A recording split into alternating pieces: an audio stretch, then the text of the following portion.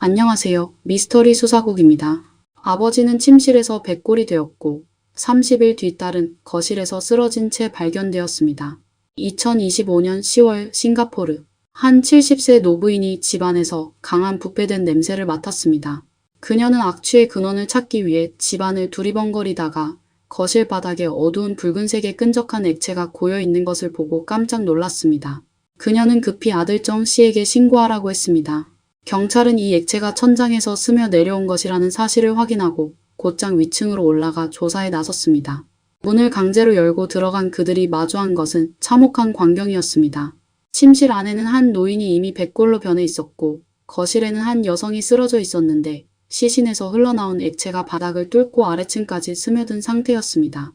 이후 경찰은 숨진 두 사람이 부녀 사이라는 사실을 알게 되었습니다. 아버지는 연구소에서 근무한 경력이 있었고 딸 역시 사람들 말대로 인중용봉이라 불릴 만한 인물이었습니다. 케임브리지 대학교에서 박사 학위를 취득했을 뿐 아니라 프랑스 연구소에서 과학연구원으로 일한 경험도 있었습니다. 이렇게 최상위 학력을 지니고 국경을 넘나드는 연구 네트워크를 가진 두 사람이 왜 집안에서 나란히 의문의 죽음을 맞이하게 된 것일까요? 지금부터 그 사건의 전말을 이야기해 보려 합니다. 2025년 10월 6일 새벽 6시 싱가포르 승강 이스트 에비뉴 HDB 324D동의 건물 아래에는 경찰차가 서 있고 사람들 사이에는 설명하기 어려운 불안한 기운이 감돌고 있었습니다. 알고 보니 7층에 사는 한 가정의 천장에서 수시로 끈적한 액체가 떨어지고 있었던 것입니다. 그 액체에서는 짙은 부패된 냄새와 비릿한 냄새가 계속 올라왔고 아무리 닦아도 말끔히 지워지지 않았습니다. 집주인 정 씨는 보통 누수 문제가 아니라 느꼈으며 집 천장 위 8층에서 도대체 무슨 일이 벌어진 거지라는 궁금증과 불길함이 엄습해왔습니다. 결국 경찰에 신고하기로 했습니다. 10층에 사는 한 주민도 덧붙여 자신은 이미 예전부터 관련 부처에 여러 차례 민원을 넣어왔다고 말했습니다. 특히 최근 며칠 동안은 냄새가 너무 심해 창문을 닫고 지낼 수밖에 없었다고 합니다. 기록에 따르면 시타운 의회는 2025년 7월 주민들의 민원을 접수한 뒤 실제로 여러 층의 복도를 점검했고 주민들에게 에어컨이나 창틀 등의 이상이 없는지 확인하라는 안내문도 남겼습니다. 하지만 그때 집집마다 찾아갔던 담당 직원들은 문제의 정확한 원인을 끝내 찾아내지 못했습니다. 경찰은 먼저 8층의 수도관을 확인했지만 파손이나 누수 흔적은 발견되지 않았습니다. 이어서 경관들은 7층 천장에 남아있던 붉은 자국을 따라 위층으로 계속 추적했고 결국 8층에 늘 굳게 닫혀있던 한 집 현관문 앞에서 발걸음을 멈추게 되었습니다. 그곳이 바로 붉은 자국의 근원지였습니다. 수색영장을 발부받은 뒤 경찰이 문을 강제로 열자마자 강렬한 부패한 냄새가 코를 찔렀습니다. 경찰이 현관문을 밀고 들어가 보니 입구 바닥에 한 긴 머리 여성이 몸을 웅크린 채 엎드려 있었습니다. 그녀의 시신은 이미 심하게 부패하고 변형되어 있었고 몸에서 흘러나온 어두운 붉은색의 끈적한 액체가 바닥을 흥건히 적셔 아래층까지 스며든 상태였습니다. 침실 안에는 한 남성이 거의 백골 상태로 먼지가 소복이 쌓인 침대 가장자리에 비스듬히 기대어 있었고 매트리스 위에는 마른 젓갈색 자국이 가득했습니다. 두 시신의 부패 정도에는 뚜렷한 차이가 있었습니다. 경찰은 일단 남성의 나이는 약 65세 전후, 여성은 40세 안팎으로 추정했으며 두 사람 모두의 몸에서 뚜렷한 외상 흔적은 발견되지 않았다고 보았습니다. 경찰은 이웃들이 제공한 증언을 종합해 현관 앞에 엎드려 있던 여성이 44세의 선아라고 판단했습니다. 침실에 있던 백골은 DNA 감식을 통해 사망한 여성의 아버지 서바오르로 확인되었습니다. 한때 조용했던 집이 순식간에 흉가가 되자 인근 주민들 사이에서는 말들이 많아졌습니다. 어떤 사람은 가족 간 갈등이 극단으로 치달아 벌어진 비극이라고 추측했고 또 어떤 사람은 외부인이 침입해 범행을 저지른 것이 아니냐고 의심했습니다. 경찰은 즉시 본격적인 수사에 착수했습니다. 45세의 식당 사장 아룽은 선아와 싱가포르 국립대학교 컴퓨터공학과 동기였습니다. 그는 경찰이 공개한 사진을 보자마자 단번에 이 옛 동창을 알아보았습니다. 아룽의 기억 속에서 중국 동북 출신인 선아는 단정한 외모의 내성적인 성격이었지만 누구도 부정할 수 없는 눈부신 학력을 가진 인물이었습니다. 1997년 선아는 잉화 초급대학을 졸업한 뒤 싱가포르 국립대학교에 진학했고 2001년 컴퓨터공학과 학사학위를 2003년에는 석사학위를 받았습니다. 2008년에는 영국 케임브리지 대학교에서 박사학위를 따냈고 2009년부터 2012년까지는 프랑스 국가디지털과학기술연구원에서 근무하며 과학연구원으로 활동했습니다. 그야말로 모두가 인정하는 학계의 엘리트였습니다. 하지만 2014년 이후 선아는 돌연 연구원을 그만두었고 모든 동창들과의 연락도 끊어버렸습니다. 어느 날 갑자기 행방이 묘연해진 것입니다. 아룽은 감히 상상도 못했습니다. 한때 하늘이 내린 귀한 딸이라 불리던 그녀가 어떻게 이런 비참한 결말을 맞이하게 된 것인지, 이 집 안에서는 도대체 무슨 일이 벌어졌던 걸까? 경찰은 주민들과의 대화를 통해 중요한 정보를 하나 더 알게 되었습니다. 지금 발견된 두 구의 시신 외에 이 집에는 원래 세 번째 인물이 더 있었다는 것입니다. 이웃들의 말에 따르면 이 부녀는 원래 둘이서만 살았던 것이 아니라 한 연상의 여성과 함께 지냈다고 합니다. 그러나 2017년 이후로는 아무도 그 중년 여성이 이 집을 드나드는 모습을 본 적이 없었습니다. 그렇다면 지금 집안에서 숨진 두 사람과 흔적도 없이 사라진 이 여성은 어떤 관계였을까요? 경찰이 현장을 정밀히 살핀 결과 외부 침입이나 폭력의 흔적은 발견되지 않았습니다.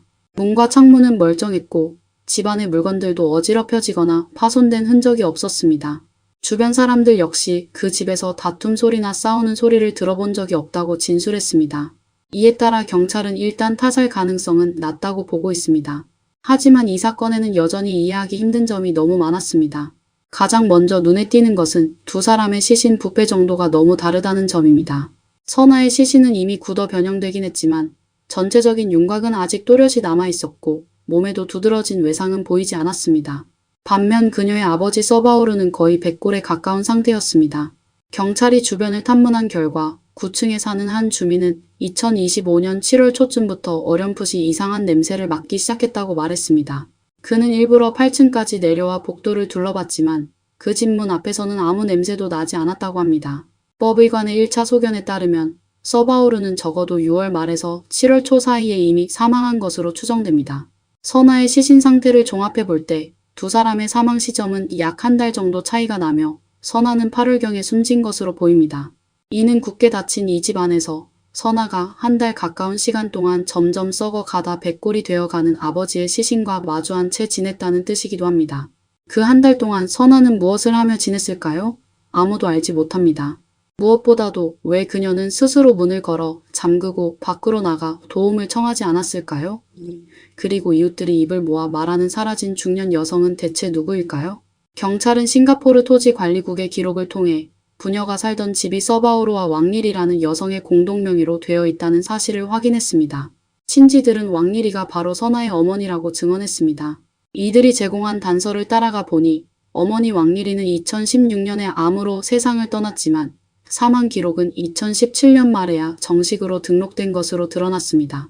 이는 이웃들이 2017년 이후부터 그 집에서 나이든 여성을 본 적이 없다고 기억하는 내용과도 잘 맞아떨어집니다. 이런 정황에 비추어 경찰은 사라진 중년 여성이 바로 병으로 숨진 어머니 왕리리일 가능성이 크다고 판단했습니다. 이웃들은 우리가 이사 온 지 10수년이 됐는데 안주인이 세상을 떠난 뒤로 부녀는 눈에 띄게 더 폐쇄적으로 변했습니다 하고 안타까워했습니다. 옆집에 사는 69세 지아란의 집은 늘 문이 열려 있어 그는 부녀의 일상적인 움직임을 어느 정도 알고 있었습니다. 지아란은 경찰에게 자신이 서바오르를 마지막으로 본 것은 2025년 6월 말이었고 그때 인사를 건넸지만 서바오르는 아무 반응을 보이지 않았다고 말했습니다.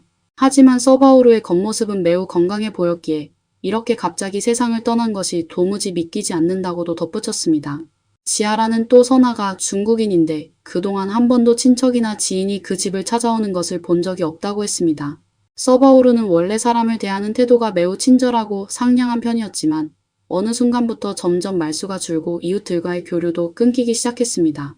그는 밖에 나갈 때면 반바지에 마스크와 모자를 쓰고 밥 2인분을 사서는 마를 걸 틈도 없이 서둘러 집으로 들어갔다고 합니다.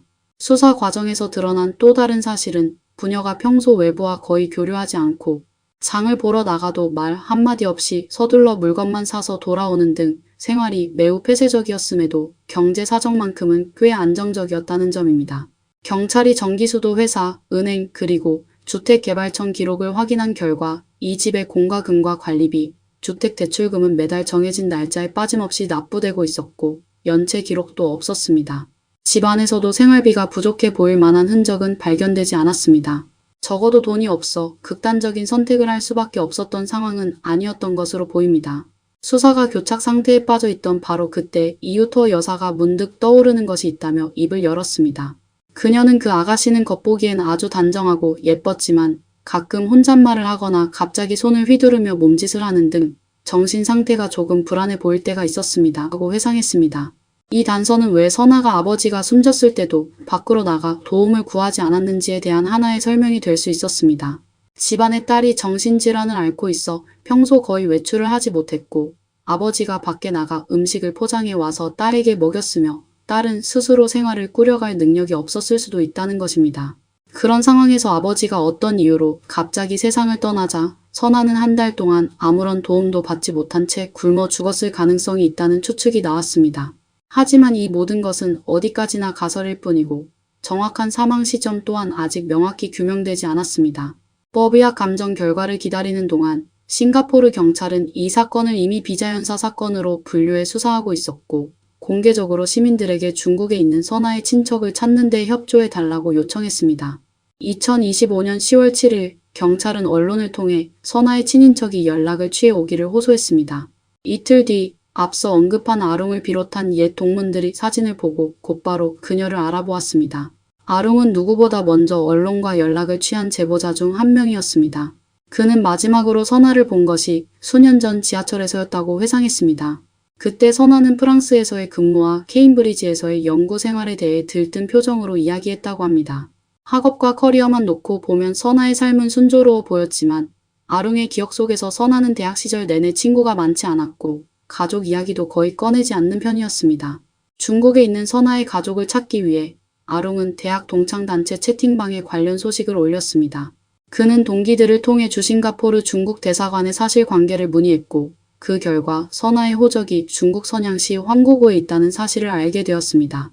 이후 아룽은 현지 공항과 직접 연락을 시도하거나 대사관의 친족 찾기 협조를 요청할 계획이라고 밝혔습니다. 그는 현재 변호사와 상의해 선아의 장례를 어떻게 치를지 논의하는 중이라고 했습니다. 선아의 사망 원인을 명확히 밝히는 데에는 상당한 시간이 걸릴 것임을 알고 있지만 만약 끝내 선아의 가족을 찾지 못합니다 하면 동창들이 모금해 장례 절차를 도울 생각이며 이 계획은 다른 동문들의 동의도 얻었다고 합니다. 동창들 사이에서는 선아의 정신 상태가 어머니의 암투병과 사망과 관련 있는 것이 아니겠느냐는 추측도 나오고 있습니다. 선아는 또 자신이 아파트 단지에서 유일한 아시아인이라고 적었습니다. 이런 특별한 처지가 중국 고향에서 중학교를 다니던 시절 친구들과 함께 눈을 치우던 기억을 자주 떠올리게 만든다고 했습니다. 그러면서도 그녀는 자신이 제2의 고향이라 부르는 싱가포르를 무척 좋아한다고도 썼습니다. 두리안을 좋아하게 되기까지 반년이 걸렸다고 고백하며 인생의 많은 일은 두리안을 맛보는 것과 같아서 직접 시도해보지 않으면 결말을 영원히 알 수 없다고도 적었습니다. 선아의 친구들은 어머니의 병환과 죽음이 선아에게 엄청난 심리적 압박과 트라우마를 남겨 결국 정신 이상으로 이어졌을 가능성이 있다고 추측했습니다. 경찰 조사 내용과 종합해보면 선아는 정신이 불안정해진 뒤 혼자서 생활하거나 일을 할 수 없는 상태였고 그래서 아버지가 그녀를 곁에 두고 함께 살며 식사와 일상생활을 돌보았던 것으로 보입니다. 그러나 아버지가 예상치 못하게 세상을 떠난 뒤 선아는 스스로 생활을 꾸릴 능력이 없어 끝내 비극적인 최후를 맞이했을 것이라는 추정이 나오고 있습니다. 진상이 조금씩 드러나자 정 씨는 복잡한 심경으로 다시 8층을 찾았습니다. 그는 앞으로 향과 재물을 사서 그 죽은 여인을 위해 제사를 지낼 생각이라고 말했습니다. 사건이 알려진 뒤 현지 주택개발청은 정 씨 집의 천장을 여러 차례 세척하고 도색까지 해주었지만 정 씨는 집안에 여전히 그 냄새가 남아있다고 했습니다. 2025년 12월 5일 부녀의 시신은 마침내 화장되었습니다. 3명의 친척이 중국에서 싱가포르로 건너와 마지막 길을 지켰고 선아의 어머니 유골까지 함께 인출해 중국 고향으로 가져가 가족들과 같은 묘지에 안치할 계획이라고 합니다. 이 사건에 대한 대중의 관심은 좀처럼 식지 않고 있습니다. 소식을 접한 일부 누리꾼들은 이것이 전형적인 사회적 고립이 빚어낸 비극이라고 입을 모았습니다. 2024년 인구 브리핑에 따르면 싱가포르의 65세 이상 시민 비율은 이미 19.9%에 이르렀고 정부는 오래전부터 노후 안전망을 깔아두었습니다.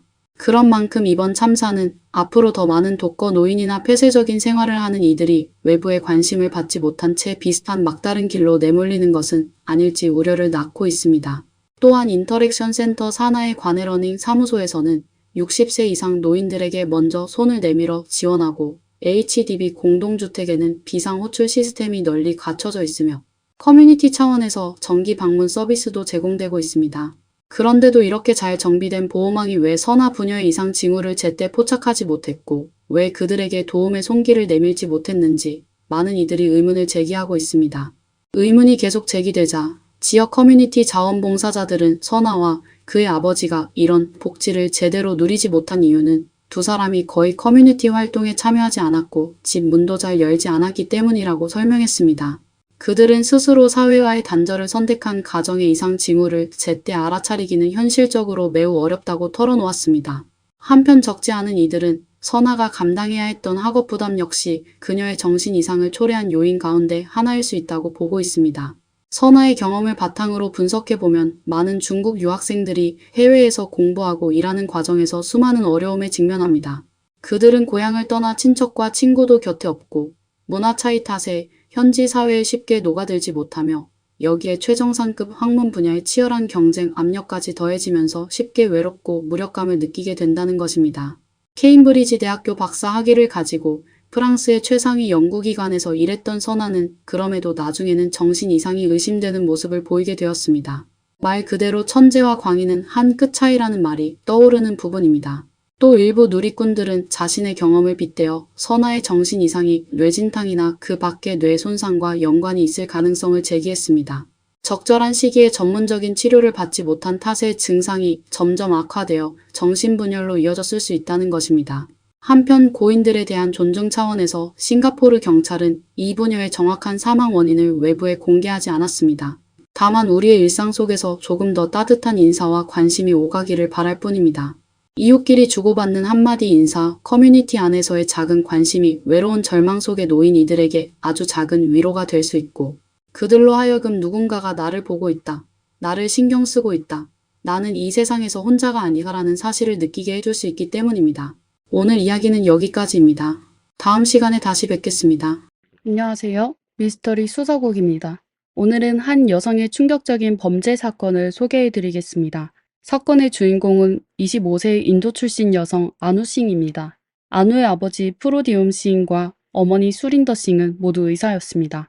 가족은 아누가 태어난 지 2년 후 인도에서 호주로 이민을 와 시드니의 스트레스 필드에 정착했습니다. 어린 시절 아누는 부모님을 끔찍히 사랑하여 항상 그들의 곁을 떠나지 않으려고 했습니다. 심지어 잠도 부모님과 함께 자야만 잠이 들 정도였습니다. 또래 아이들에 비해 아누는 조숙한 편이었고 10대 초반부터 노출이 심한 옷을 즐겨 입고 남자애들과 어울리는 것을 좋아했습니다. 아누의 부모님은 점점 걱정이 되었고 아누가 곁을 떠나는 것이 두려워 심지어 홈스쿨링까지 고려했을 정도였습니다. 다행히 아누의 학업 성적이 뛰어나 고등학교를 졸업할 수 있었고 무난하게 대학교에 진학했습니다. 하지만 그 후 그녀의 평범한 삶은 송두리째 흔들리게 되었습니다. 19살의 아누는 시드니를 떠나 호주의 수도이자 가장 큰 내륙 도시인 캔버라로 향했습니다. 40만 명이 넘는 인구가 살고 있는 캔버라는 사계절이 뚜렷하고 우아한 현대도시로 오세아니아의 정원도시라고 불리기도 합니다. 캔버라는 시드니 남서쪽에 위치해 있으며 두 도시는 약 300km 떨어져 있습니다. 아누가 다닌 학교는 캔버라에 있는 오스트레일리아 국립대학교였습니다.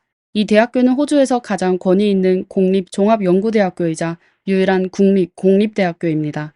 아누는 대학에서 경제학과 법학을 복수 전공하며 밝은 미래를 향해 나아가는 듯 했습니다. 하지만 아누에게 대학 생활은 쉽지 않았습니다. 1학년 때 낯선 환경에 적응하지 못하고 시드니에 있는 가족이 너무 그리워 성적이 좋지 않았습니다. 아누는 집에 자주 전화를 걸었고 심지어 하루에 5번에서 6번씩 전화를 할 때도 있었습니다. 주말에는 꼭 집으로 돌아갔습니다. 그러다 대학교에 간 지 6개월 만에 아누는 교통사고를 당했습니다. 다행히 큰 부상은 입지 않았지만 아누의 아버지는 딸의 떨어진 성적과 심각한 가족 의존성을 걱정하여 아버지는 아누를 시드니로 데려가 잠시 휴식을 취한 후 학교에 다시 다니는 것을 권했습니다. 결국 아누는 잠시 휴학을 결정하고 고향 시드니로 돌아갔습니다. 1년 후 다시 학교로 돌아온 아누는 사이먼 윌시라는 남학생과 사귀기 시작했습니다. 이 연애는 아누에게 긍정적인 영향을 미쳤습니다. 이후 아누의 학업은 순조롭게 진행되었고 그녀는 먼저 경제학 학사 학위를 취득하고 이후 법학을 공부했습니다. 하지만 안우의 연애 경험은 순탄하지 않았습니다. 남자친구 사이먼과의 관계는 그녀에게 고통을 안겨주기도 했습니다. 안우는 실수로 임신을 하게 되었고 고심 끝에 낙태를 선택했습니다. 이 일은 안우에게 큰 충격을 주었습니다. 안우는 자주 시드니에 계신 부모님을 찾아뵙는데 한 번은 우연한 기회로 조 생크라는 남자를 알게 되었습니다. 둘은 금세 친해져 연인 관계로 발전했습니다. 하지만 당시 안우는 사이먼과도 교제하고 있었습니다. 안우는 시드니에서 며칠을 보낸 후 캔버라로 돌아가 수업을 들어야 했기 때문에 조와 장거리 연애를 시작하게 되었습니다.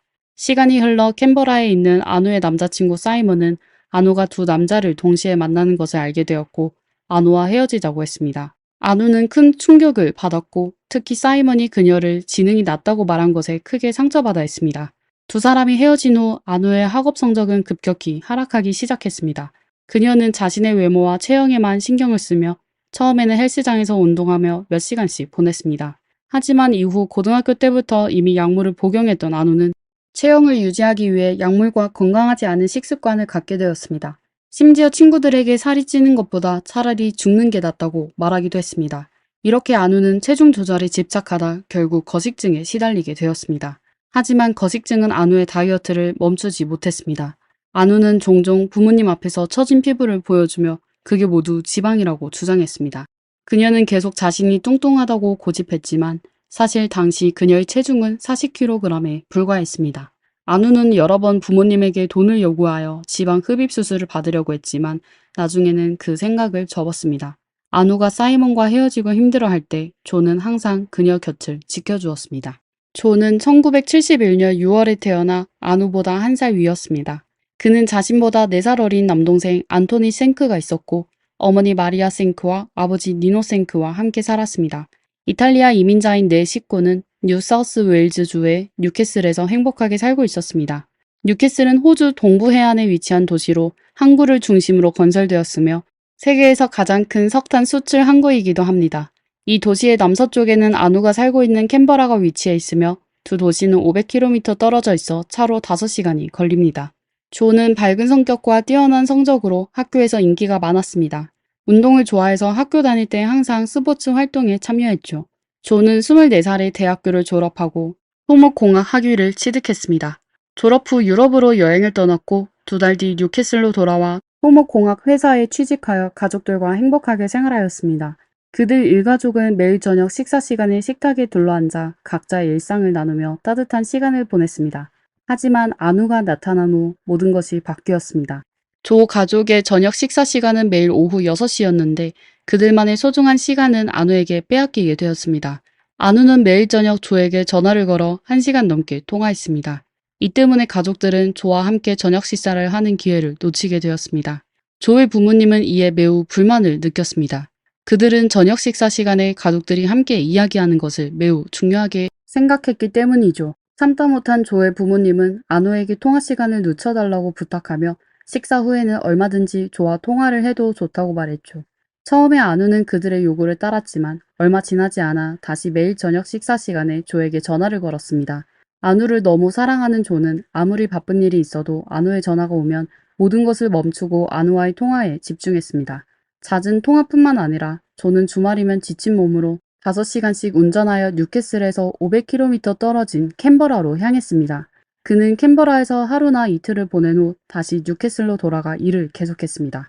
조의 부모님은 점차 아들이 완전 다른 사람으로 변하는 것 같았고 안우에게 조종당하는 것처럼 느껴졌습니다. 아들의 변화는 그의 부모를 불안하게 만들었습니다. 그들은 조에게 조종당하지 않도록 충고했지만 안우와 사랑에 빠진 조는 심각하게 받아들이지 않았습니다.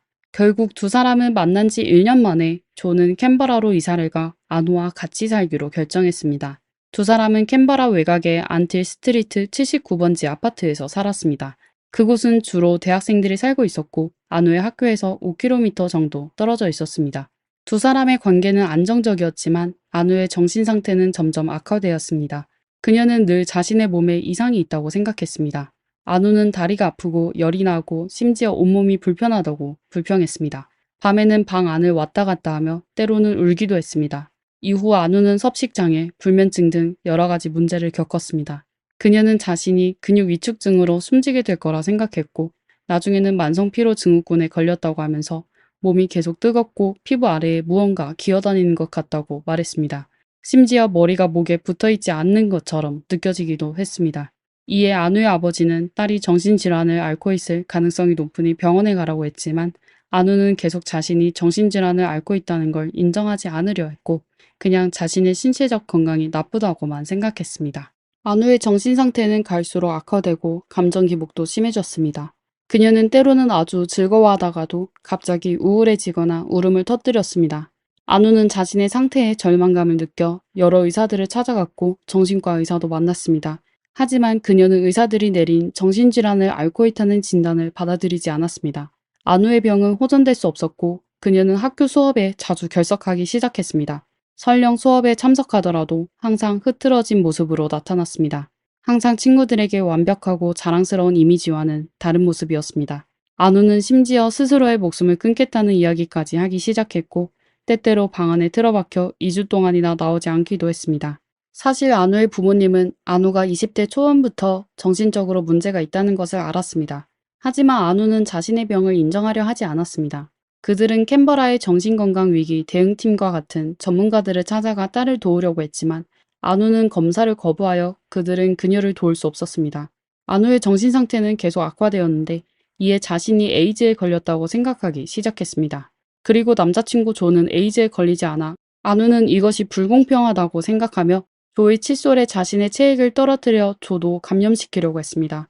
하지만 검사 결과 안우는 에이즈에 걸리지 않은 것으로 밝혀졌습니다. 이후 안우는 자신이 퇴행성 질환을 앓고 있다고 생각하기 시작했습니다. 그녀는 자신이 생존 능력을 잃고 결국 비참하게 세상을 떠날 거라고 생각했습니다. 더욱 황당한 것은 그녀는 이 모든 것이 항상 자신의 곁에서 지켜주는 남자친구 조 때문이라고 생각하였습니다. 그렇게 생각하게 된 계기는 조와의 대화에서 비롯되었습니다. 조는 안우에게 토근 시럽이라는 약을 언급했는데 그 약은 토근에서 추출한 약으로 거담제와 구토제로 사용되며 체중 감량 효과도 있다고 했습니다. 안우는 조에게서 토근에 대해 듣고 그 약을 복용하기 시작하여 점점 의존하게 되었습니다. 안우는 자신이 조 때문에 약물에 중독되어 건강이 나빠졌고 온갖 질병에 시달리게 됐다고 조를 비난했습니다. 하지만 그녀가 얘기한 모든 질병은 사실 안우의 상상일 뿐이었습니다. 안우는 친구에게 현재 남자친구 조와 전 남자친구 사이먼 그리고 자신이 정신질환이 있다고 말한 모든 의사를 없애고 싶다고 얘기했습니다. 사건 2달 전 안우는 친구들에게 스스로 목숨을 끊고 싶다고 말한 적도 있었습니다. 그녀는 마다비 라오라는 친한 친구가 있었는데 두 사람은 도서관에서 함께 자결에 관한 책을 읽기도 했습니다. 그리고 그 후 안우는 자신의 물건들을 정리하기 시작했습니다. 안우의 아버지는 딸의 차량 트렁크에서 딸의 옷들이 가득 찬 것을 발견했는데 옷에는 가격표들이 붙어 있었습니다. 분명 딸은 옷을 저렴한 가격으로 팔 예정이었습니다. 그뿐만 아니라 안우는 자신의 물건들을 친구들에게 나눠주기 시작했습니다. 안우의 부모님이 의아해하며 이유를 묻자 안우는 본인이 집에만 있어 물건들이 필요 없다고 대답했습니다. 처음 안우는 사격독으로 목숨을 끊으려고 시도하려 했지만 나중에 마음을 바꿔 마약을 사용하기로 했습니다. 이후 안우는 법학과 남학생에게 500달러, 한화로 약 68만 원의 마약을 구입하여 2개의 주사기에 담았습니다. 남학생은 호기심에 안우에게 왜 그렇게 많은 양을 샀냐고 물었는데 안우는 자신이 곧 누군가와 함께 이 세상을 떠날 것이라고 말했습니다. 남학생은 안우에게 진정하고 어리석은 짓을 하지 말라고 설득했지만 안우는 전혀 듣지 않았습니다. 그 후 안우는 브로윈 카맥이라는 여성에게 수면제를 구했습니다. 안우는 친구 마다비에게 자신의 계획을 말했고 두 사람은 조를 해치는 계획을 세우기 시작했습니다. 마다비는 안우에게 자신의 팔에 주사 연습을 하도록 도왔습니다. 마치 일종의 의식을 치르고 싶었던 것처럼 안우는 모든 준비를 마친 후 자신과 남자친구를 위한 작별 파티를 열기로 했습니다. 안우는 친구 마다비와 함께 법학과 학생들을 파티에 초대했습니다. 파티가 시작되기 전 마다비는 파티 참석자들에게 자신의 팔에 있는 바늘 자국을 보여주며 그것이 안우가 조를 해치기 위해 자신에게 주사 연습을 하여 남긴 흔적이라고 했습니다. 이어 안우는 친구들에게 자신이 조와 함께 세상을 떠나기로 약속했다고 말했습니다. 하지만 모든 것은 안우가 혼자서 결정한 것이었고 조는 여자친구의 계획을 전혀 몰랐습니다. 안우는 먼저 조를 숨지게 하고 그 후 자신도 조를 따라가기로 계획했습니다. 1997년 10월 20일 월요일 작별 파티는 예정대로 진행되었습니다. 파티에는 약 10명의 사람들이 참석했는데 아무도 안우의 특별한 약속에 대해 언급하지 않았고 조에게도 알리지 않았습니다. 법학과 학생들은 그 자리에서 범죄가 일어나도록 방관했습니다. 파티는 아주 평범하게 진행되었고 안우와 조는 친구들 앞에서 매우 다정하게 행동했습니다. 아마도 사람들은 두 사람의 친밀한 행동에 속았을 것입니다. 모두는 서로 사랑하는 커플이 스스로 목숨을 끊을 것이라고는 믿지 못했고 안우의 말을 모두 농담으로 여겨 그녀가 관심을 끌려고 하는 것이라고 생각했습니다. 파티가 끝나고 모두 떠나자 안우는 자신의 사악한 계획을 실행했습니다. 그녀는 먼저 수면제를 조의 커피에 넣어 그가 반항하지 못하도록 기절시켰습니다. 그 후 안우는 조에게 마약을 주사했는데 다행히 주사량이 부족하여 조는 살아남았습니다. 다음날 잠에서 깨어난 조는 정신이 몽롱했습니다. 그는 자신이 약을 섭취한 걸 알지 못했고 그냥 파티에서 술을 너무 많이 마신 것이라 생각했습니다. 안우는 첫 번째 계획이 실패하자 며칠 뒤 1997년 10월 24일 금요일 두 번째 작별 파티를 열었습니다. 파티에 초대된 사람들은 여전히 안우의 말을 대수롭지 않게 생각했고 조에게도 그 사실을 알리지 않았습니다. 그들은 여전히 가벼운 마음으로 작별 파티에 참석했습니다. 어쩌면 그들 중 일부는 안우가 극단적인 행동을 할까봐 걱정했을지도 모릅니다. 하지만 아무도 안우를 말리지 않았습니다. 대부분의 사람들은 안우의 계획이 그냥 농담일 뿐이라고 생각했습니다. 파티는 예상대로 무사히 끝났지만 진짜 비극은 사람들이 떠난 후에 발생했습니다. 새벽 3시 30분 파티에 참석했던 모든 사람들이 떠난 뒤 안우와 조, 마다비만 남게 되었습니다. 안우는 다시 계획을 실행하여 첫 번째 파티 때와 같이 먼저 수면제를 조의 커피에 넣었습니다. 그 후 그녀는 조에게 마약을 주사했습니다. 그때 친구 마다비는 옆에서 안우의 범행을 지켜보고 있었습니다. 다음날 아침 5시에서 6시 사이 마다비는 현장을 떠나 집으로 돌아갔습니다. 전날 밤 파티가 끝나고 한 친구가 마다비의 집에서 묵게 되었는데 마다비는 집으로 돌아가 친구에게 전날 밤 파티가 끝난 후 안우가 조를 해치려고 했는데 실패했다는 사실을 알려주었습니다. 그녀의 말을 들은 친구는 즉시 안우에게 전화하여 정말 조를 해쳤는지 물으며 경찰에 신고하겠다고 했습니다. 하지만 안우는 신고하면 자신과 조를 망칠 거라고 신고하지 말라고 애원했습니다. 안우와 마다비의 간곡한 부탁에 그 친구는 결국 신고하지 않았습니다. 그때 조는 혼수 상태에 빠져 있을 뿐이었습니다. 안우는 친구 마다비에게 전화를 걸어 그녀를 집으로 불렀습니다. 하지만 마다비가 안우의 집에 도착하자 안우는 모든 책임을 마다비에게 돌리며 탓했습니다. 화가 난 마다비는 안우의 집을 떠났습니다.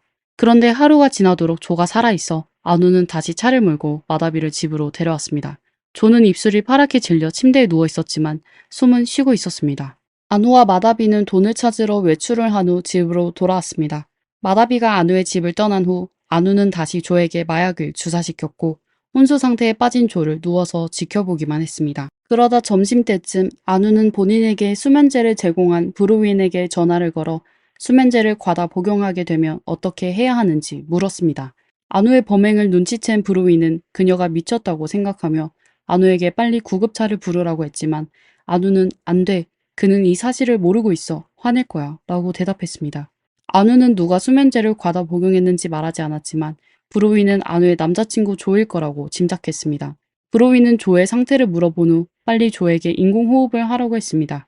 안우는 전화를 내려놓고 브로윈의 말대로 했지만 20초 정도 지난 후 브로윈에게 효과가 없다고 말했습니다. 브로윈은 조가 반응을 보일 때까지 계속 인공호흡을 해줘야 한다고 말했지만 안우는 몇 초만 실행하다가 다시 브로윈에게 전화를 걸어 소리치며 늦었어. 그는 숨을 쉬지 않아. 라고 했습니다. 브로윈은 안우에게 구급차만 부르면 조가 살 수 있다고 했지만 안우는 구급차를 부르지 않고 브로윈이 자신의 집으로 와달라고 했습니다.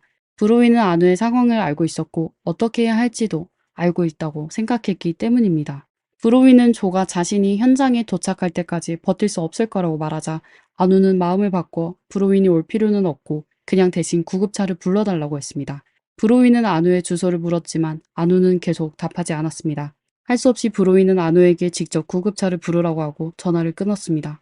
하지만 20초도 안 돼 안우는 다시 브로윈에게 전화를 걸어 자신이 응급전화를 걸 수 없다고 말했습니다. 브로윈은 잘 들어. 지금 긴급전화를 걸면 네 남자친구가 깨서 화를 낼 수도 있지만 그렇게 하지 않으면 너는 고의 상해 혐의로 기소될 수도 있어 라고 설득했습니다. 브로윈의 설득 끝에 안우는 결국 응급전화를 걸기로 결심했습니다. 오후 12시 10분 조가 쓰러진 지 30시간이 지난 후 안우는 드디어 응급전화를 걸었습니다. 그녀는 상담원에게 조가 집안 곳곳에 토했다며 그의 호흡이 매우 느리다고 말했습니다. 그리고 10초에 한 번꼴로 숨을 쉰다고 말했습니다. 그녀는 또 조의 입술이 파랗게 변했다고 덧붙였습니다. 상담원은 안우의 이름과 주소를 물었는데 그녀는 자신의 이름이 올리비아라고 하며 엔틸스트리트 30번지에 있다고 답했습니다. 하지만 그녀가 제공한 정보는 모두 거짓이었습니다. 상담원이 여러 번 확인한 후에야 안우는 진짜 주소를 말했습니다. 그녀의 거짓말 때문에 구급차는 오랜 시간이 지난 후에야 현장에 도착했습니다. 그때 안우는 매우 초조해 보였습니다. 그녀는 구급대원들에게 서둘러 집 안으로 들어가라고 재촉하며 조의 상태를 설명했습니다. 구급대원들은 일련의 응급처치를 시도했지만 조는 결국 세상을 떠났습니다. 본인의 예상대로 조가 세상을 떠나자 안우는 미친 듯이 소리치며 이럴 리가 없어. 우리는 함께 떠나야 했어. 이렇게 되면 안 돼. 믿을 수 없어. 라고 외쳤습니다. 그리고는 조의 몸 위에 엎드려 날 떠나지 마. 라고 중얼거렸습니다. 얼마 후 경찰도 현장에 도착하여 안우를 조의 곁에서 떼어냈습니다. 법의학 감정 결과 조는 여러 약물의 영향으로 구토를 하고 결국 구토물을 흡입하여 질식하게 된 것으로 밝혀졌습니다. 경찰은 그날 밤 바로 안우를 체포했습니다. 그녀는 다소 불안해 보였지만 정신 상태는 또렷했습니다. 저녁 10시 안우의 아버지가 경찰서에 도착했습니다. 안우는 아버지를 보자마자 울음을 터뜨리며 두 손을 깍지 끼고 내가 어디 있는 거야? 라고 계속해서 물었습니다. 1997년 10월 28일 재판이 열렸습니다. 피고인 안우는 고의 상해 혐의로 마다비는 공모 혐의로 기소되었습니다. 처음에는 두 사람을 같은 재판에 심리하려고 했지만 이후 판사는 증거 하나가 문제가 되어 안우가 한 짓인지 마다비가 한 짓인지 판단할 수 없다고 결정하였습니다.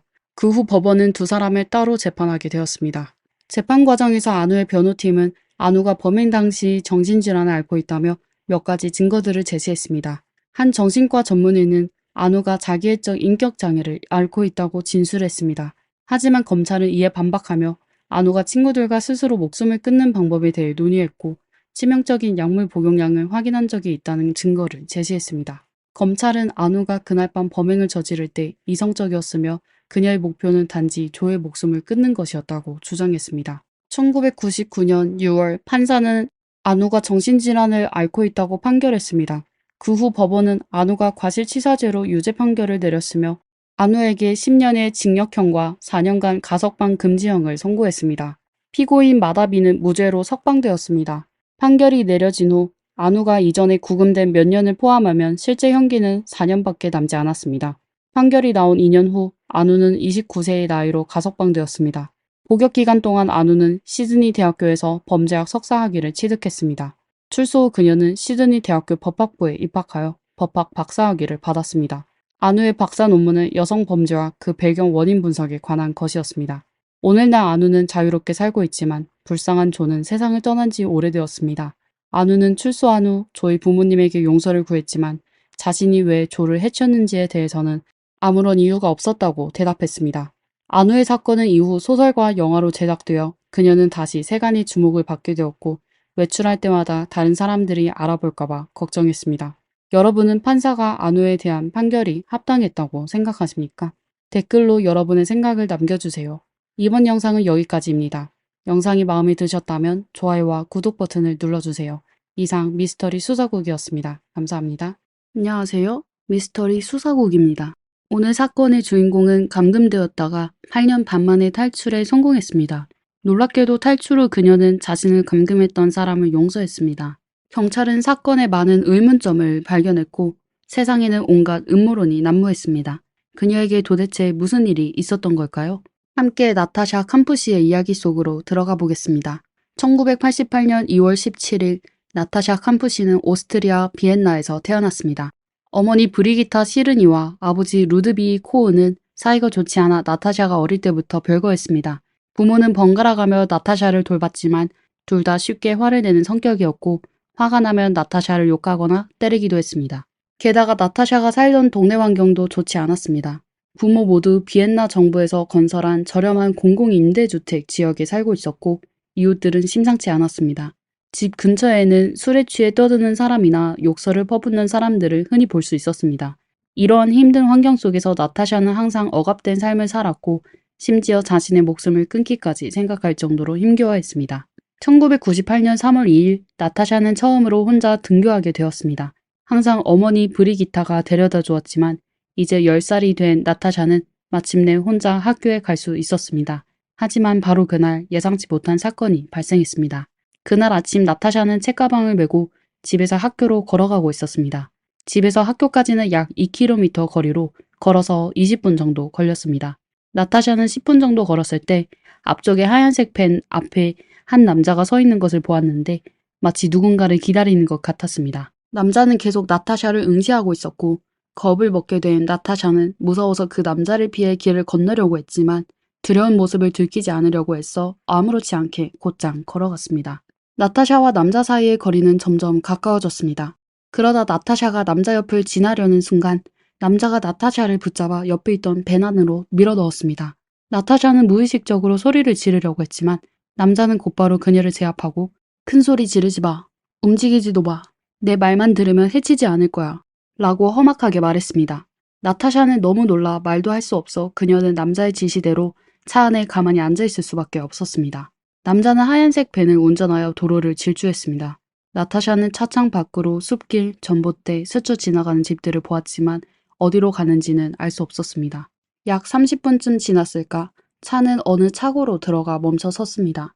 남자는 파란색 담요로 나타샤를 감싼 채 어둠 속에서 계단을 향해 걸어갔습니다. 나타샤는 아무것도 볼 수 없었고 먼지와 습기 찬 냄새만 코를 찌르는 듯 했습니다. 남자가 몇 개의 문을 여는 소리가 들리고 나타샤는 거칠게 끌려 방으로 들어가는 것을 느꼈습니다. 쿵 하는 둔탁한 소리와 함께 방문이 닫히고 나타샤는 칠흑 같은 어둠 속에 혼자 남겨졌습니다. 잠시 후 남자는 얇은 스티로폼 매트리스를 가져왔습니다. 매트리스 아래는 딱딱한 나무판이 느껴졌지만 더 이상 선택의 여지가 없었습니다. 매트리스 외에는 파란색 담요 하나만 있었고 나타샤는 그걸 덮고 몸을 녹였습니다. 방에는 베개가 없어 나타샤는 재킷을 벗어 네모난 모양으로 접어 임시 베개로 삼았습니다. 남자는 나타샤의 책가방을 가져가고 신발까지 태워버리며 이제 더 이상 필요 없다고 냉정하게 말했습니다. 그제서야 어린 소녀는 본인이 납치되어 아마 그 어두운 곳에 영원히 살아야 한다는 걸 생각하게 됐습니다. 10살의 어린 나이에 처음으로 절망이라는 감정을 느끼게 된 겁니다.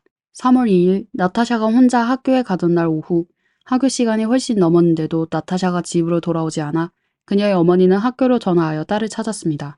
하지만 학교 측에서는 나타샤가 당일 학교에 가지 않았다고 답변하였습니다. 불길한 예감이 들게 된 그녀의 어머니는 바로 경찰에 신고했습니다. 1998년의 CCTV 시스템은 오늘날처럼 발달하지 않았고 화질도 선명하지 않아 어린 소녀의 행방을 찾는 것은 쉬운 일이 아니었습니다. 3월 3일 TV에는 실종자 찾기 방송이 나갔고 경찰은 나타샤를 목격한 사람을 찾으려고 애썼습니다. 그러다 긴 기다림 끝에 마침내 목격자가 나타났습니다.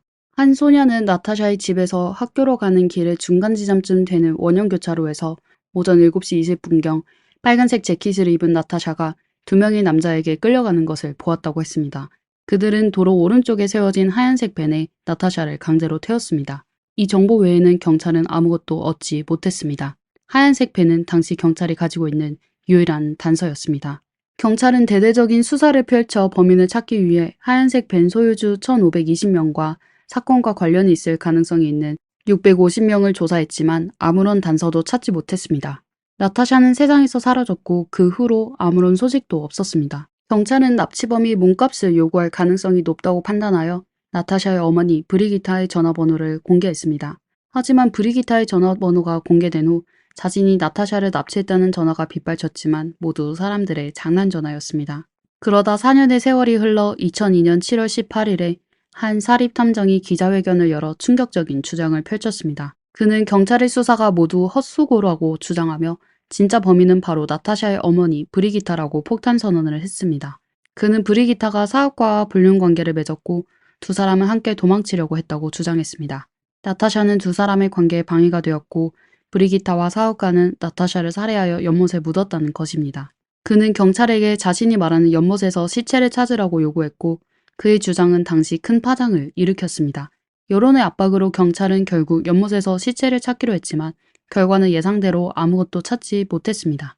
4년이란 시간은 또 빠르게 흘러 2006년 8월 23일 오후 1시 한 노인이 경찰에 전화를 걸어 어린 소녀가 자신의 집 마당으로 들어와 창문을 두드리며 구조 요청을 하고 있다고 신고했습니다. 경찰이 현장에 도착했을 때 뼈만 남은 듯한 어린 소녀를 발견했습니다. 놀랍게도 그 소녀는 8년 반 전 실종된 나타샤였습니다. 그녀는 지난 8년 동안 어디에 있었을까요? 어떻게 탈출을 했을까요? 그녀는 어떤 일을 겪었을까요? 사람들은 빨리 답을 듣고 싶어 했습니다. 나타샤는 자신을 납치한 남자의 이름이 볼프강 프리클로필이라고 말했습니다. 경찰은 그 이름을 듣자 익숙한 느낌을 받았습니다. 그들은 이미 볼프강을 조사한 적이 있었습니다. 당시 35세의 미혼이었던 그는 지멘스 회사의 통신 기술자였고 범죄 기록도 없었습니다. 그는 비엔나 시내에서 차로 30분 거리에 있는 스트라스 호프에 살았으며 혼자 살고 있었고 하얀색 밴을 가지고 있었습니다. 그는 당시 경찰에게 사건 당일 집에 있었다고 진술했지만 증인이 없어 그의 말을 증명할 수 없었습니다. 경찰은 그의 밴을 조사했지만 건설 현장에서 가져온 고무만 가득했고 이상한 점은 없었습니다. 경찰은 밴을 자세히 조사하지 않고 사진만 몇 장 찍어 파일 봉투에 담았습니다. 그렇게 나타샤를 구할 기회를 놓친 것입니다. 볼프강은 1962년 5월 14일 비엔나에서 태어났습니다. 어머니는 신발가게 점원, 아버지는 줄 판매원이었고 그는 외동 아들이었습니다. 아버지가 일찍 세상을 떠난 후 그와 어머니와의 관계에는 긴장감이 감돌았죠. 아마도 어머니의 엄격한 교육 방식 때문인지 그는 다른 여성들에게서 우월감을 찾으려고 하였습니다. 볼프강은 여성은 온순해야 하고 남자에게 복종해야 하며 무엇보다 아름다워야 한다고 생각했습니다. 금발의 푸른 눈, 날씬한 몸매는 그의 여성에 대한 고정관념이었습니다. 이렇게 그는 금발의 인형처럼 예쁜 나타샤를 보자 주저없이 아이를 납치했습니다. 그는 나타샤를 자신의 집 차고 지하실에 가두고 외부 세계와 완전히 차단시켰습니다.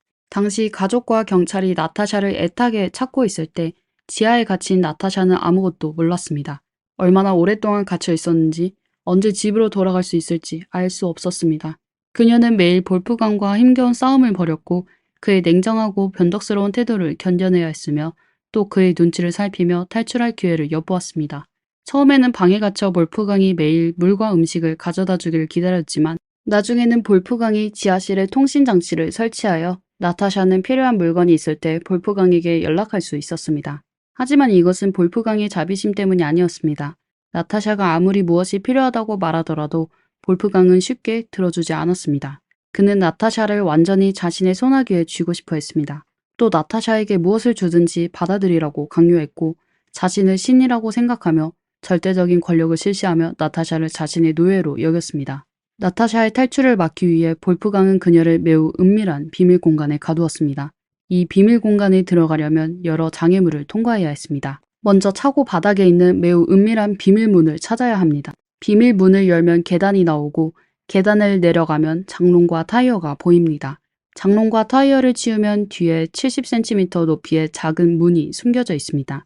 그 문의 뒤에는 매우 좁은 통로가 있고 그 통로를 따라 기어들어가 끝까지 가면 150kg의 무게의 철근 콘크리트로 만들어진 문이 나타납니다. 그 문을 열고 왼쪽으로 들어가면 이중으로 된 나무 문이 있습니다. 그 문을 통과하면 나타샤의 방에 도착합니다. 5평 남짓한 좁고 습한 공간입니다. 나타샤는 볼프강이 자신의 방에 들어올 때마다 거의 1시간 가까이 걸렸다고 말했습니다. 겹겹이 쌓인 장벽들로 둘러싼 비밀 공간은 마치 절망의 감옥과 같았습니다.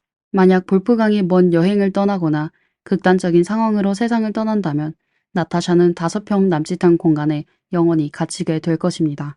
마지막 한 톨의 식량과 마지막 한 방울의 물이 닿을 때까지 말입니다. 폐쇄된 공간에서 오는 답답함과 불쾌함은 나타샤를 끊임없이 괴롭혔습니다. 방에는 창문이 없었고 습기로 가득 차 축축했으며 곰팡내가 진동했습니다. 날씨가 조금만 따뜻해져도 온갖 종류의 벌레들이 방 안을 기어다녀 나타샤를 더욱 괴롭혔습니다.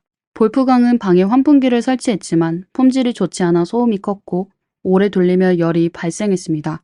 심지어 날개가 녹아 더 귀청이 찢어지는 소리를 내기도 했습니다. 그러다 날개가 완전히 부서지고야 방은 조용해졌습니다.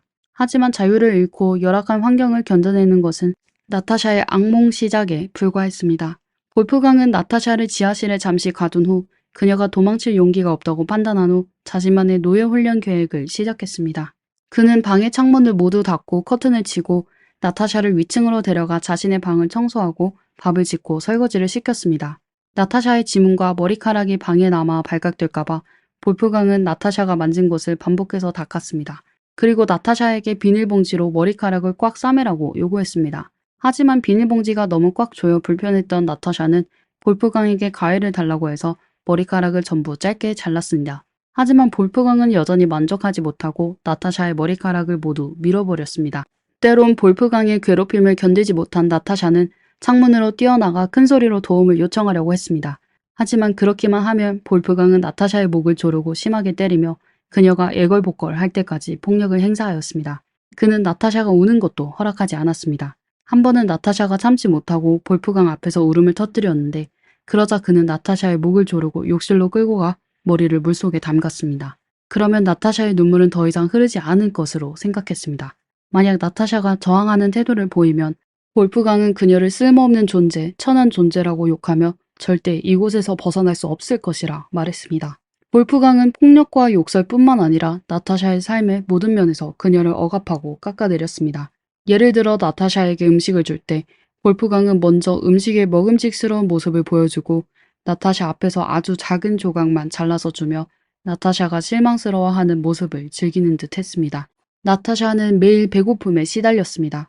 아무리 애걸해도 볼프강은 자신의 기분에 따라 음식량을 결정했고 성장기의 나타샤가 힘든 집안일을 하고 있다는 사실은 전혀 고려하지 않았습니다. 게다가 볼프강은 나타샤가 방에만 틀어박혀 움직이지 않아 많이 먹는 것은 낭비라고 생각했습니다. 하지만 이러한 혹독한 환경 속에서도 나타샤는 지식에 대한 갈증을 포기하지 않았습니다. 매일 볼프강의 괴롭힘을 견디고 배고픔에 시달리면서도 집안일을 해야 했지만 나타샤는 책 읽는 것을 좋아했고 특히 실화를 바탕으로 한 책을 즐겨 읽었습니다. 볼프강은 책에 대해서는 의외로 후한 편이었습니다. 그는 나타샤에게 사전과 그녀가 좋아하는 책들을 사주었습니다. 나타샤는 수학에도 관심이 많았습니다. 그녀는 볼프강에게 수학 문제를 내달라고 부탁했고 방 한 구석에 앉아 수학 문제를 풀면서 외로움을 달랬습니다. 볼프강은 수학을 잘했었기 때문에 나타샤는 그에게 채점을 부탁했습니다. 하지만 볼프강은 나타샤의 진심 어린 부탁을 그녀를 조롱할 기회로 여겼습니다. 그는 나타샤가 푼 문제를 받아서 답을 제대로 보지도 않고 빨간색 펜으로 모든 답에 큰 X표를 그었습니다. 그는 나타샤가 책을 읽고 심심함을 달래는 것을 허용했지만 나타샤가 지능을 드러내는 것을 절대 허용하지 않았습니다. 그는 본인의 지배력을 잃고 자신의 열등감을 느낄까 봐였죠. 이 기간에 나타샤는 마음속으로 수많은 탈출 계획을 세웠고 여러 번 기회를 포착하여 도움을 요청하려고 했습니다. 하지만 볼프강은 항상 그녀의 생각을 예측하고 차갑게 경고했습니다. 아무에게도 말하지 마. 그렇지 않으면 그 사람을 해치거나 너를 해치거나 혹은 너를 본 모든 사람을 해칠 거야. 볼프강의 끊임없는 감시 외에도 탈출 계획을 실행하는 데는 많은 변수가 있었고 나타샤는 항상 운이 따르지 않았던 것 같았습니다. 한 번은 볼프강이 나타샤를 데리고 거리로 오다가 물건을 사러 갔는데 마침 다른 사건 때문에 경찰이 검문하고 있었습니다. 나타샤는 이 기회를 놓칠 수 없었습니다. 도움을 구할 가장 좋은 기회라고 생각하며 한 경찰에게 눈짓을 보냈습니다. 경찰은 친절해 보였지만 나타샤의 절박한 눈빛을 알아채지 못했습니다. 볼프강의 신분증을 확인한 후 경찰관은 아무 의심 없이 그들을 보내주었습니다. 그 후로도 나타샤는 여러 번 탈출을 시도했지만 모두 실패로 돌아갔습니다. 이렇게 긴 3096일이 흘러갔습니다. 나타샤의 이름은 더 이상 텔레비전 뉴스에 등장하지 않았고 그녀의 사건 기록은 경찰 기록 보관소에서 점점 잊혀갔습니다. 가족들은 나타샤를 찾기 위해 끊임없이 노력했고 그녀가 반드시 집으로 돌아올 것이라고 믿었지만 아무도 나타샤가 어디에 있는지 몰랐습니다. 2006년 8월 23일은 평범한 날이었습니다. 적어도 나타샤가 눈을 뜨고 일어났을 때는 그랬습니다. 그녀는 지난 3096일과 똑같은 평범하고 절망적인 하루가 될 것으로 생각했습니다. 그날 오후 1시쯤 볼프강은 나타샤에게 차를 청소하라고 시켰습니다. 그러는 사이 볼프강은 전화를 받고 밖으로 나갔습니다. 진공청소기 소리가 너무 커서 볼프강은 전화 내용을 제대로 들을 수 없었습니다. 그는 약 11m 떨어진 수영장으로 가서 전화에 집중했습니다. 나타샤는 볼프강을 쳐다보았고 잠그지 않은 마당문과 전화에 정신이 팔린 볼프강을 보고 이때다 싶었습니다.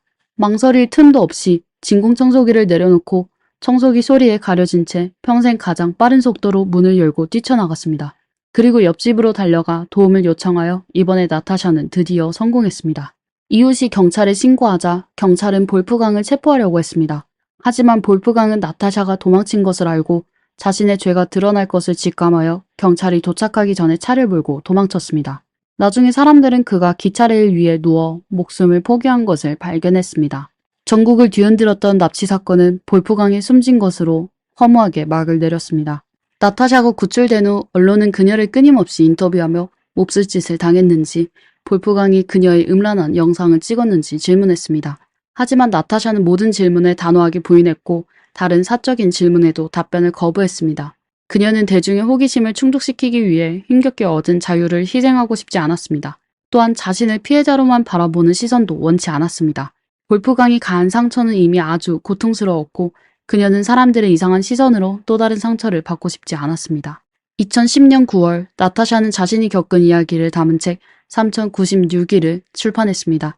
2013년에는 같은 제목의 영화가 제작되었고 나타샤는 책과 영화를 통해 자신만의 방식으로 고통과 마주하고 새로운 삶을 맞이했습니다. 한 가지 언급해야 하는 것은 2016년 인터뷰에서 나타샤는 기자와 같이 8년 반 동안 자신을 감금했던 집을 다시 찾아갔습니다. 볼프강이 자신의 목숨을 끊은 후 나타샤는 배상금으로 그 집의 3분의 1을 소유하게 되었고 나중에 볼프강의 어머니와 합의하여 나머지 3분의 1도 받게 되었습니다. 그녀는 가끔 그 집을 방문하여 마당을 정리하곤 했습니다. 또한 볼프강은 생전에 빨간색 BMW를 소유하고 있었습니다. 나타샤가 탈출한 날 볼프강은 그 차를 몰고 경찰의 추격을 피했습니다. 볼프강이 세상을 떠난 후 나타샤는 그 차를 몰고 자신을 납치했던 오두막으로 돌아가 정성스럽게 관리했습니다. 볼프강이 남긴 차를 소중히 하는 나타샤의 행동은 많은 사람들에게 이해할 수 없는 일이었습니다. 더욱 이해할 수 없는 것은 나타샤가 볼프강이 친구들과 친하게 지내고 심지어 나타샤의 어머니도 볼프강을 알고 있었습니다. 이 사건을 추적 조사했던 경찰서장도 자신의 목숨을 끊었다는 소식이 전해지면서 이 사건에 많은 의문점과 음모론이 제기되었습니다. 첫째, 공범 문제입니다. 목격자는 나타샤를 납치한 사람이 2명이라고 진술했습니다. 한 명은 나타샤를 제압하고 다른 한 명은 운전을 맡았습니다. 하지만 나타샤는 탈출 후 자신을 납치한 사람은 볼프강 혼자라고 주장했습니다. 목격자가 잘못 본 것일까요? 아니면 나타샤가 무언가를 숨기고 있는 것일까요? 경찰은 이와 관련하여 매우 의심스러운 사람을 조사했습니다. 그의 이름은 어니스트 홀자펠입니다. 그는 볼프강과 같은 지멘스 회사에서 일하며 두 친구가 되었습니다. 나중에 어니스트는 인테리어 회사를 차렸고 때때로 볼프강에게 통신장비 설치를 부탁했습니다. 볼프강은 나타샤를 납치한 후 어니스트에게 나타샤를 소개해준 적이 있었습니다. 당시 나타샤는 어니스트가 볼프강의 공범인지 확신할 수 없었고 그에게 도움을 요청하면 볼프강을 화나게 할까봐 두려웠습니다. 두 사람은 어색하게 인사를 나누었고 별로 이야기를 하지 않았습니다. 볼프강이 숨진 날 그는 자동차를 몰고 쇼핑몰 주차장에 갔다가 어니스트에게 전화를 걸었습니다. 그는 음주운전으로 경찰에게 쫓기고 있다며 어니스트에게 기차역까지 데려다 달라고 부탁했습니다. 어니스트는 볼프강이 자신의 목숨을 끊으려는 것을 몰라 그를 기차역으로 데려다 주었고 그 후 볼프강은 기차에 뛰어들어 스스로 목숨을 끊었습니다. 한 가지 언급해야 할 것은 볼프강이 숨진 후 나타샤는 어니스트와 자주 통화했다는 점입니다. 심지어 술에 취한 상태에서 두 사람은 5시간 동안 통화하기도 했습니다. 이 세 사람의 관계를 바탕으로 어니스트의 진짜 정체에 대한 많은 추측이 나왔지만 나타샤는 후속 인터뷰에서 어니스트에 대해 자세히 언급하지 않았습니다. 어니스트는 볼프강의 몇 안 되는 친구 중 한 명으로 인터뷰에 응하여 자기 생각을 밝혔습니다. 2008년 경찰은 나타샤 사건의 의혹을 다시 조사하기 위해 조사팀을 꾸렸습니다. 조사팀장은 볼프강의 몸에서 기차에 친 흔적 외에 다른 상처를 발견했습니다. 그는 볼프강이 누군가에게 해치게 된 후 기차 레일에 버려져 스스로 목숨을 버린 것으로 위장된 것으로 의심했습니다. 그는 볼프강이 공범이 있다고 주장했지만 이 주장을 뒷받침할 만한 증거는 없었습니다. 2010년 1월 8일 비엔나 검찰은 공식 성명을 발표하며 나타샤 사건의 납치범은 볼프강 혼자였다고 사건을 종결했습니다. 공식 성명이 발표된 6개월 후 조사팀장은 자신의 아파트에서 숨졌습니다. 그의 선택과 나타샤 사건이 연관되어 있는지 확인할 수 없지만 시기상으로 사람들의 의심을 증폭시켰습니다. 조사팀장의 결말은 이 사건의 의혹을 더욱 짙게 만들었습니다. 2012년 오스트리아는 독일과 미국 FBI에 도움을 요청하며 나타샤 사건에 대한 재수사를 요청했지만 결과는 미미했습니다. 공범 문제 외에도 나타샤의 어머니 브리기타에 대한 의혹은 끊이지 않았습니다. 앞서 한 사립 탐정이 브리기타가 불륜 관계를 맺었고 나타샤가 두 사람의 관계에 방해가 되어 사업가와 함께 나타샤를 살해했다고 주장했지만 나타샤가 무사히 돌아오면서 그 주장은 설득력을 잃었습니다. 하지만 브리기타를 의심하는 사람은 그 탐정뿐만이 아니었습니다. 오스트리아 전직 판사 마티는 나타샤가 실종된 후 브리기타가 나타샤 납치 사건을 계획했다고 주장했습니다. 그는 브리기타와 볼프강이 알고 있었다는 증거를 제시하며 브리기타가 나타샤를 해친 사실을 숨기기 위해 납치를 모의했다고 주장했습니다. 몇몇 증인들은 브리기타가 나타샤를 때리는 모습을 봤다고 진술했고, 경찰은 브리기타의 아파트에서 나타샤의 이상한 포즈를 취한 사진을 발견했습니다. 딸을 학대했다는 혐의로 2008년 5월 15일 브리기타는 법정에 서게 됐습니다. 당시 20살이었던 나타샤도 법정에 출석하여 증언했습니다. 하지만 나타샤는 어머니에게 학대를 당한 적이 없다고 주장했고, 경찰이 찾아낸 사진에 대해서 브리기타는 그냥 찍은 사진일 뿐이라며 특별한 의미가 없었다고 주장했습니다. 법원은 결국 브리기타의 주장을 받아들였고, 결국 그녀에 대한 혐의는 증거 불충분으로 기각되었습니다. 나타샤는 볼프강이 숨지게 되어 슬퍼했고, 그의 집을 관리하고 그의 차를 몰았습니다. 언론은 그녀가 스톡홀름 증후군을 앓고 있다고 보도했습니다. 그들은 나타샤가 볼프강에게 애착을 느껴 그를 동정하고 그리워한다고 주장했습니다. 하지만 나타샤는 이러한 주장에 동의하지 않았습니다. 그녀는 볼프강에게 애착을 느낀 것이 아니라 그를 동정하고 이미 용서했다고 말했습니다. 나타샤는 볼프강과 8년 반 동안 함께 지내며 그의 숨겨진 어두운 면을 목격했습니다. 볼프강은 다른 사람들에게는 매우 친절했지만 사실 그는 내심 사회와 주변 사람들을 혐오했습니다. 그는 권력에 대한 갈망과 존중받고 싶은 욕구를 두고 있었지만 정상적인 방식으로 원하는 것을 얻는 게 두려워했습니다. 그래서 그는 극단적인 방법으로 자신을 위해 노예를 납치했습니다. 그는 삶의 의미를 찾지 못했고 평범한 자신을 받아들이지 못했습니다. 그래서 다른 사람들의 고통을 통해 자신의 삶을 특별하고 위대하게 만들려고 했던 것입니다. 나타샤는 볼프강이 자신의 정신적인 고통을 극복하기 위해 사람을 고문하는 방식을 택했다고 생각했습니다. 어떤 면에서 나타샤는 볼프강을 불쌍하게 여겼습니다. 사실 나타샤는 자신이 살아남을 수 있었던 것은 볼프강을 용서했기 때문이라고 믿습니다. 그녀는 만약 그녀가 볼프강의 모욕과 고문을 용서하지 않고 증오심을 키웠다면 언젠가 그 부정적인 감정에 휩쓸려 무너졌을 것이며 절대 탈출할 수 없었을 것으로 생각합니다. 그래서 그녀가 기억하는 것은 어려움 속에서도 포기하지 않았던 자신의 용기와 끈기일 것입니다. 여러분은 어떻게 생각하시나요? 범인은 분명 볼프강 혼자였을까요? 댓글로 의견을 남겨주세요. 오늘 영상은 여기까지입니다. 제 영상이 마음에 드셨다면 좋아요와 구독 부탁드립니다. 다음 시간에 다시 뵙겠습니다.